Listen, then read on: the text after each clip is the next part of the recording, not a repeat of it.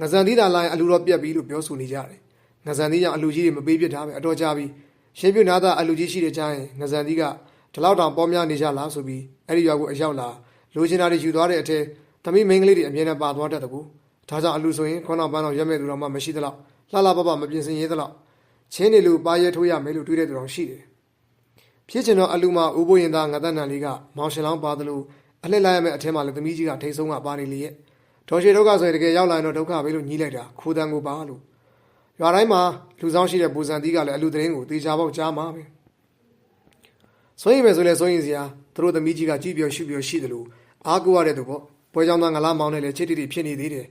အဲ့တော့ငလာမမပူရပြီပေါ့မိရွှေကြီးလေးကိုငဇန်သီးတို့လက်ဘယ်နည်းနဲ့မှမထည့်နိုင်ဘူးဆိုပေမဲ့သူတို့အားလုံးရဲ့အစွမ်းစားလောင်းတွေကလည်းဘလို့မှအာခံနိုင်စွာရှိတာမဟုတ်ငါသက်နဲ့တငယ်ချင်းနှစ်ယောက်ယာတော့ကိုထမင်းတုပ်ပို့ရင်းကကိုဧည့်သည်အတွက်ပါယူသွားကြတယ်တဲရောက်တော့အော်ခေါ်ပေမဲ့အထုံးစံတိုင်းလူရဲကမရှိဘူးငါသက်နန်က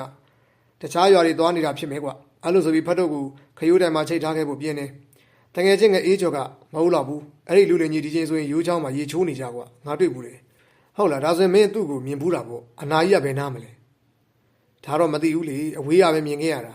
အနာမမြင်ရပေမဲ့ထူးခြားတာမြင်ရတယ်ဘာတော့ဟာငါအေးကျော်ကမပြောဘဲနဲ့ပြုံးစီစီလုပ်နေတယ်ခုနကောင်ကပူတိချင်လာတယ်ဟဲ့ကောင်ပြောလီတိချင်မင်းတို့ဘာသာသွားကြည့်ပေါ့ကွာတန်းတန်းတို့လည်းရေချိုးတဲ့နေရာထိလိုက်ကြည့်ဖို့ဆုံးဖြတ်လိုက်တယ်ချောင်းနဲ့ရာအတော်ဝေးတာပါ